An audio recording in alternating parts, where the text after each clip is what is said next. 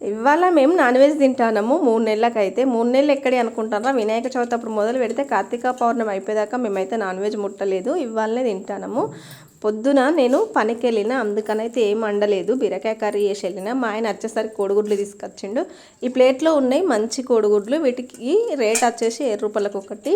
ఈ కవర్లో తీసుకొచ్చినేమో డ్యామేజ్ కోడిగుడ్లు. ఇవి 5 రూపాయలకు ఒకటి పడతాయి. చౌరస్తాలో ఇస్తారు మాకు. అంటే అక్కడ కోడిగుడ్లది ఫామ్ ఉంది, అందుకనైతే అక్కడ పగిలిన గుడ్లు కొంచెం రేటు తక్కువకి ఇస్తారు. కొందరు తెచ్చుకొని కూడా తెచ్చుకోలేదు, తిని కూడా చిచ్చి మేము అట్లాంటివి తినము అంటారు. నాకు అట్లా చెప్పుకునే అవసరం లేదు. మేము ఏదైతే తింటామో అదే చెప్తానా.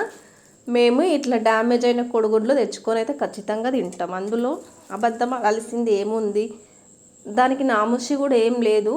ఎందుకంటే మనం తినే తిండి గురించి చెప్పుకోవడంలో సిగ్గుపడడం ఎందుకు. నేనైతే అట్లాంటి సిగ్గుపడడం లాంటివి ఏమీ చెయ్య. మేము ఏ తిండి అయితే తింటామో అదే చెప్తా ఫ్రెండ్స్. మొత్తానికైతే ఇప్పుడు నేను ఈ కోడిగుడ్లు వండుతానా. ఇంకో విషయం ఏంటి అంటే, ఇందులో కొంచెం డ్యామేజ్ అయిన కోడిగుడ్లను తీసి